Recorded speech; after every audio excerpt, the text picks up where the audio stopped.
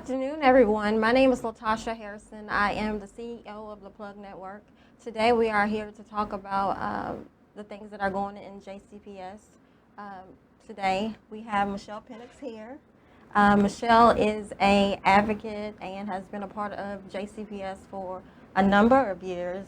And she also has started her new organization, and let's talk about it, Michelle. Excellent. Thank you. Thank you for the opportunity. So, in light of everything that's been happening, but most especially about what was going to happen when our kids came back, just really felt the need to reach deeper into the community and inform more and more people about the need to end the school-to-prison pipeline. So for those of you who don't know exactly what that means, you may have heard the term. It's the belief that our children are in a system that is set up to lead them straight into prison. And we believe that we can end that pipeline by doing good in the hood. Okay. And so our organization's mission is to end the school-prison pipeline by doing good with the hood. So if there is an opportunity to do some activities, to do some events in the community that inform them about options that they have, and most especially right now we're working on developing a mentoring program in schools within JCPS. We want to take full advantage of that. So that's something that I'm really excited about. We also are looking to put on workshops to teach school personnel more from a community perspective about our kids, how to work with our kids, what we've learned in the community about working with our kids and the special needs that they have, because they are exceptional and we want them treated that way. So I'm really excited about Be a Light Community Development Corporation in the future and what's before us. That is so amazing, Michelle. So how can people get involved and support you? Well, the best way to do it is actually by contacting me through Facebook, but also through Be a Light, cdc@gmail.com. I try to keep things through my own page on Facebook, which a lot of people go back and forth, think you should have a separate page, but I'm kind of the person, what you see is what you get. So you're not going to see anything on my personal page that I wouldn't be proud of on my professional page. So if you go to Michelle Penix on Facebook, or again, Be a Light, BEALIGHT, CDC, Community Development Corporation @gmail.com. Send me an email or a text or a post and let me know you want to get involved in mentoring, community workshops, or in any other way. Let me know, and we can work together to end the school-to-prison pipeline. That is so amazing that you have done this work. I know Michelle and we have worked together a whole lot trying to advocate for the kids in the community. I also have a nonprofit called the Louisville PTO. It was formed because they didn't want me to have a seat at the table, so what do? We make our own table. That's right. So let's talk about what happened at Moore High School this week. All right, so let's talk about Moore, and thank you for having me on to do that. I think, one of the things that happens is we don't have real dialogue about these kind of things. Everybody has an opinion, they get to say their opinion, but then they get to hide their hands. So it's important that we talk about these things. And on this show in particular, I really like to look at it from the school perspective and maybe what could have happened. I do not know. I have no inside information. I have not talked to the student, a staff member that was involved, not the principal or anyone else within JCPS officially about what happened, and legally I wouldn't want to say anything out of place. So I'm just going to share with you some of the things that I heard on news that was shared with us, and I guess just a little bit of background. So we know we go into the school year. Uh-oh, you got a question. Yeah, let's start off with something. I've been on social media a whole lot this week, just looking at all the comments and whatever. And the crazy thing is that I see that we don't have any compassion. It's like everybody is saying negative stories about, what happened and giving their opinions, but we don't know what the circumstance is. And we really should remember how we used to be. we wasn't perfect. That's right. No one is perfect. That's right. There was only one man that walked the earth that was perfect, you know? That's right. So we That's have to right. learn to give more compassion to the kids and families. And he needed it. And I'm saying both sides of it, believe it or not. And, you know, it's hard when you think about adults who make bad decisions, but adults are really grown-up children. And the decisions that they carry over from their childhood to present day, it goes with them. And so they deserve some compassion and empathy as well. But in this case, this young man definitely does. So we don't want to speak to his particular circumstance or the adult, but we do want to talk about some of the circumstances around it. So again, in terms of background, we started this year, we knew this was coming. Yes. We knew we were headed to this. We've had this conversation between COVID, being out of school for 18 months, racial unrest in our community, violence at an all-time high. We had to expect that our kids were going to come back, and all of them, and the adults, were going to come back with chips on their shoulder. Right. We're going to come back stressed and anxious about school, about what was going to happen, how were they going to interact with each other. Parents were nervous. Parents have had all kind of conversations over the past 18 months that children have overheard and maybe not been brought into. And so we go back, and in the last 6 days of school, we've seen 6 incidents that have been filmed, recorded, and shared over our television screens at 6 different high schools. Right. So just putting that into the background, the context tells us, from what I can understand, that on that day in particular, the young man reported that he had been wearing a bandana mask. And he had been wearing that for several days. I see one in the room. And for whatever reason, on this particular day, the teacher said, as he was entering the room, you can't wear that anymore. Right. Then there became some back and forth in words.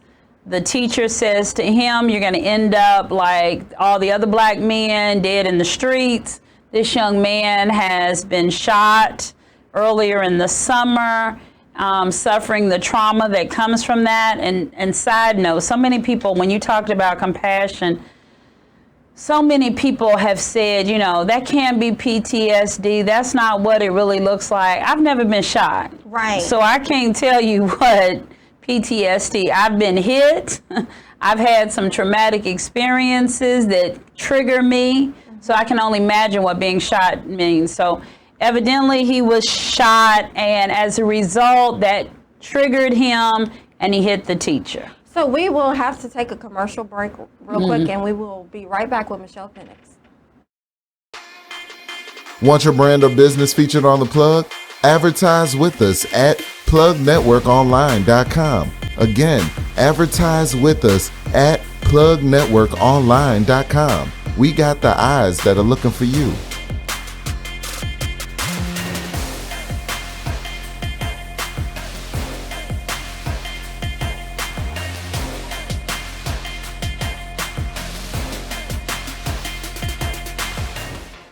No Limit Cleaning.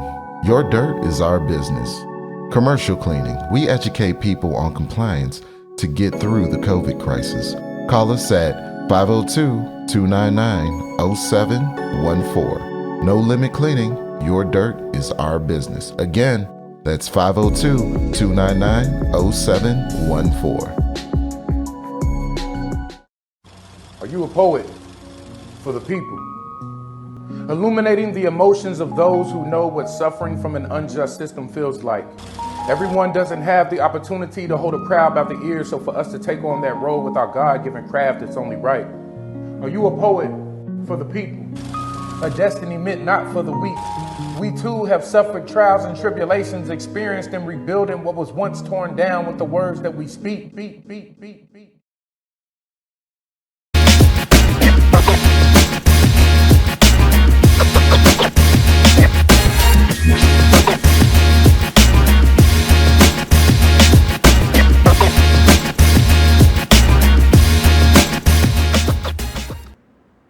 So So we are back here with Michelle Penix. We were getting into talking about the incident that happened at Moore High School. Would you like to continue? So leading up and providing that context that I just did, there are a couple of things I'd really like to focus on, and that's talking about what should have happened. We've got to be solution oriented.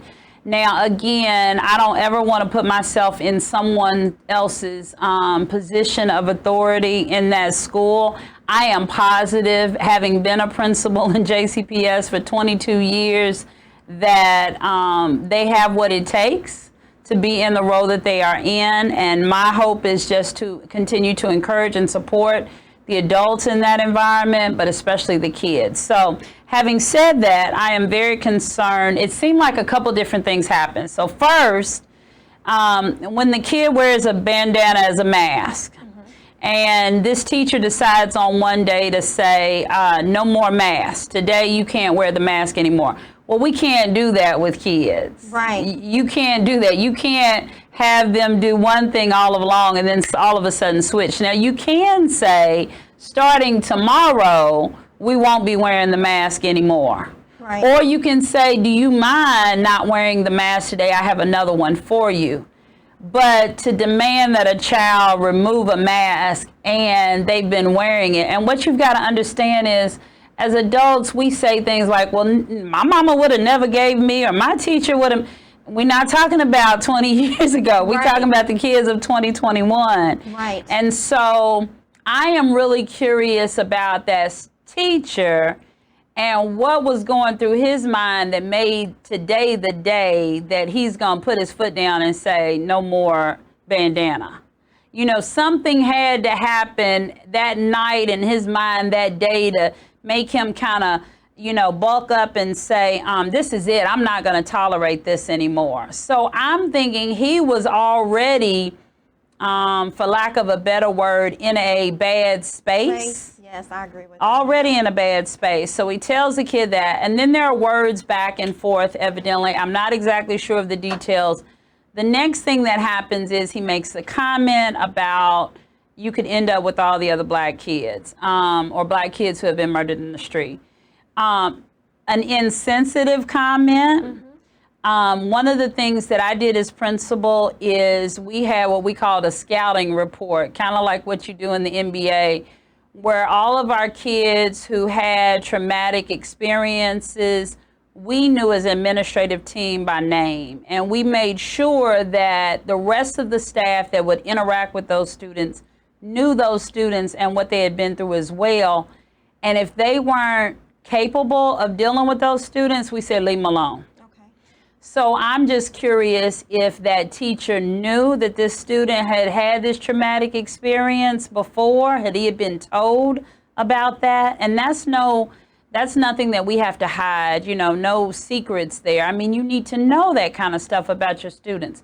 So to make a comment like that was insensitive. However, to then hit, as the young man said, I stole the teacher. That's a whole nother conversation, and I won't even go there. Right. I'll just say that as you talked about, you know, trauma, compassion, all that comes with that. What made this such a big deal is that teacher fought the student. Yes. And you can't do that. You can absolutely defend yourself. And if we had seen video of him being hit by the student and the teacher pushing the student away, maybe even throwing the student down to get him away from him, off of him, there could have been a conversation. But to see a grown man go after a young boy and continue to fight and pull his hair, knee him, totally unacceptable. So I'm wondering again about solutions and proactively, what kind of work did we do in identifying our own triggers before the school year even started? And I'm talking about staff members. Right. So, you know, and it's easy to say this, but everybody needs to hear, everybody is not triggered by a hit, believe it or not. There are plenty of adults who could be hit by a student and say, you know, have you lost your mind, or push them off of them. But some adults would get hit by a student and would fight them, We just hope that those kind of people are not in our school system, and unfortunately this one was. And I just wonder what kind of training about triggers and recognizing what sets you off. And then most importantly, the support. One of the things that concerns me is if he were triggered, if he knew that this was a bad day for him, did he have a way to get out of that situation? Could he, and I'm talking about the adult, could he have called the office, went to the teacher next door and said, you know what, today's one of those days, I need a timeout. I need to put myself in timeout for a few minutes. Is there somebody who can cover my class for a few minutes? Can somebody come next door, watch anything so that I can refocus and get myself back together, because right now I'm not regulated. And you know, the thing that I wanted to talk about is that, you know, we've had several conversations with Dr. Polio about things in the community. And one of the key things that he said that he was going to have at least 3 mental health people within the schools that had primarily African American kids, is what he told us. What is that number right now? It's not 3 per school. We do know that. Now, to be fair, I think that like all staffing, there's a shortage of mental health therapists. Many of them, you know, in the community are doing their own personal practices, so coming into the school. But so then we get creative and we think, okay, what sounding boards, what people in the community, what job titles can we put in place that would allow those in the community who have good hearing voices, like, you know, like ministers, like chaplains, like, you know, Sunday school teachers, like people who have patience that could be hired in roles to come into the schools and be that extra sounding board for kids, because kids just want to be listened to. Mental health therapists will tell you that are working in schools that 99% of what they do is just listen. So we need to find some good listeners. JCPS needs to have that as a backup plan for our young people. But that's where Be a Light comes in, because we're trying to work with the school district in starting a mentoring program to make sure that there are listeners in our schools. Okay, we will have to go to commercial and we will be right back.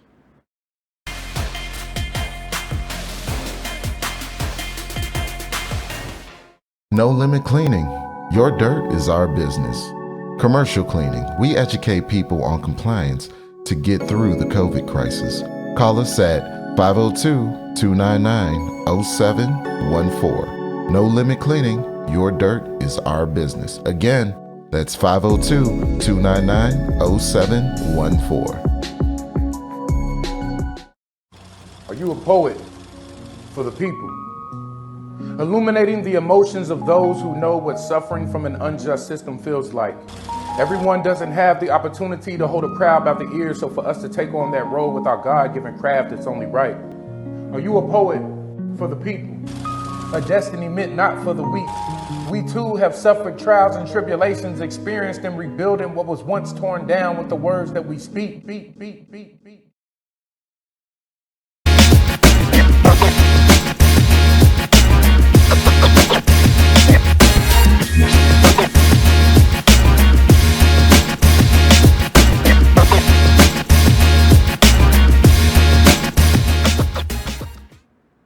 We are back with Michelle Penix. I know, Michelle, we talked a little bit about the staffing issues that they have in JCPS, the shortage of teachers, bus drivers, you name it.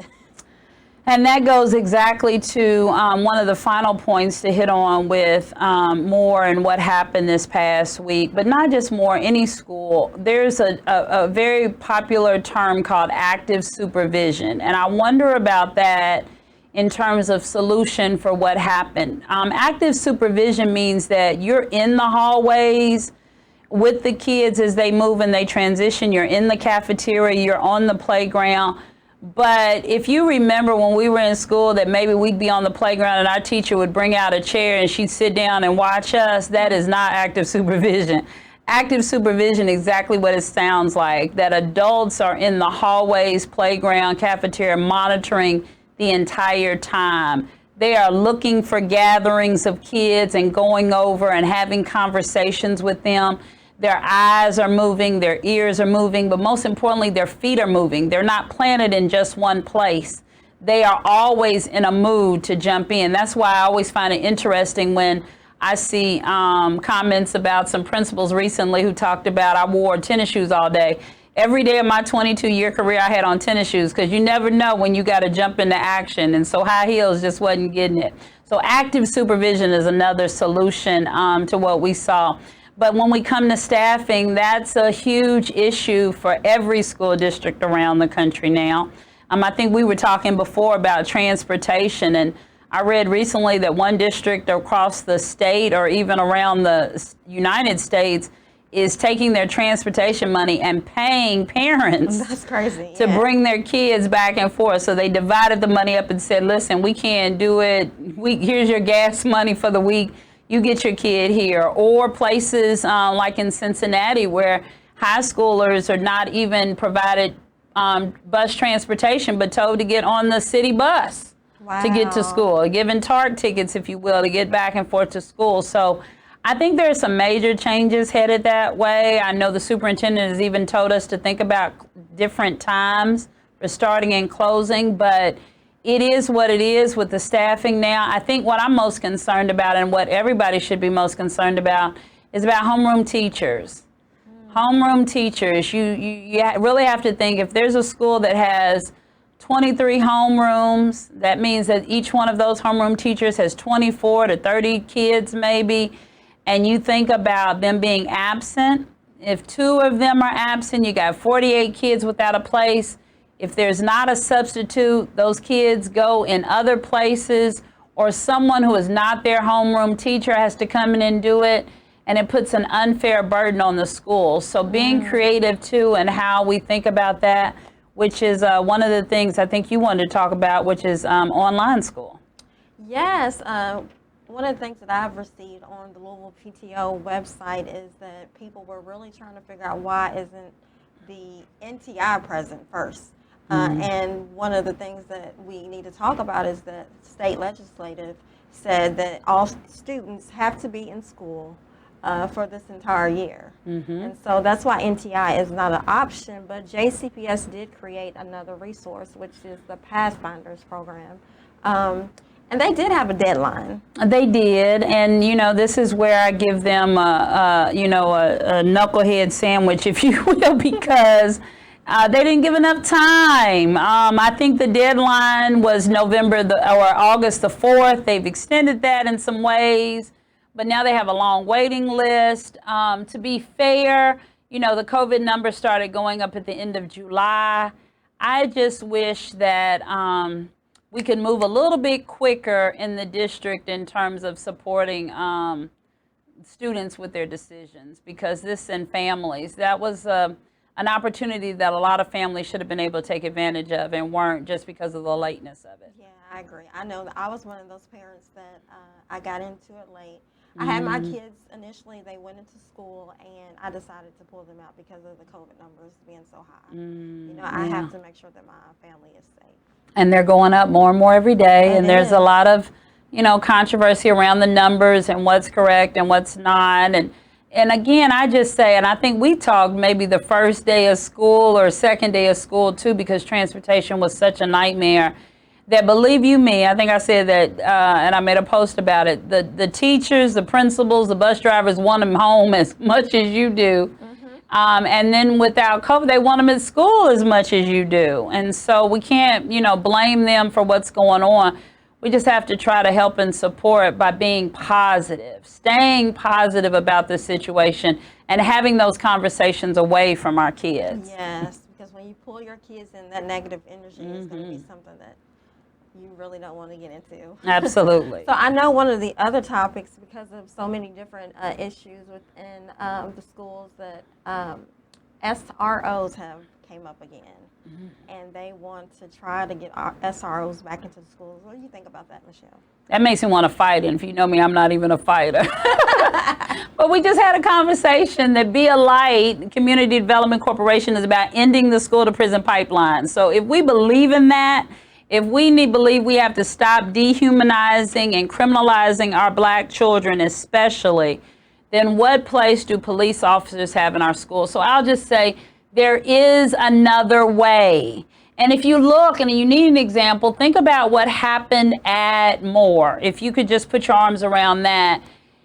A police officer coming into that scene at that moment, as soon as the man in the blue shirt did, and I don't know again details who he was, but would not have been any different in that setting. He came in to interrupt, and the students broke apart.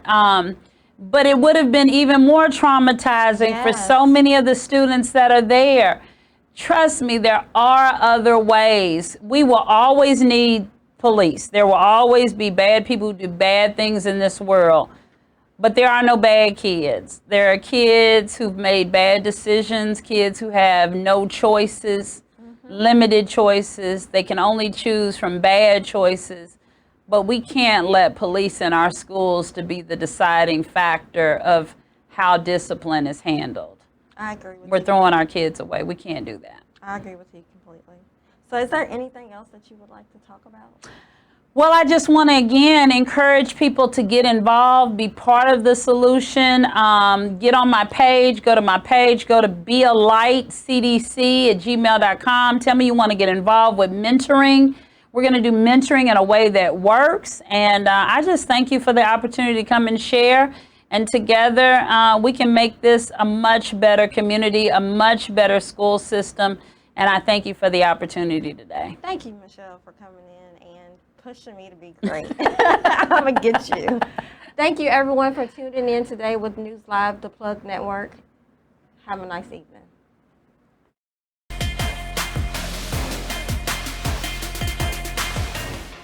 No Limit Cleaning. Your dirt is our business. Commercial cleaning. We educate people on compliance to get through the COVID crisis. Call us at 502-299-0714. No Limit Cleaning. Your dirt is our business. Again, that's 502-299-0714. Are you a poet for the people? Illuminating the emotions of those who know what suffering from an unjust system feels like. Everyone doesn't have the opportunity to hold a crowd by the ears, so for us to take on that role with our God-given craft, it's only right. Are you a poet for the people? A destiny meant not for the weak. We too have suffered trials and tribulations, experienced in rebuilding what was once torn down with the words that we speak.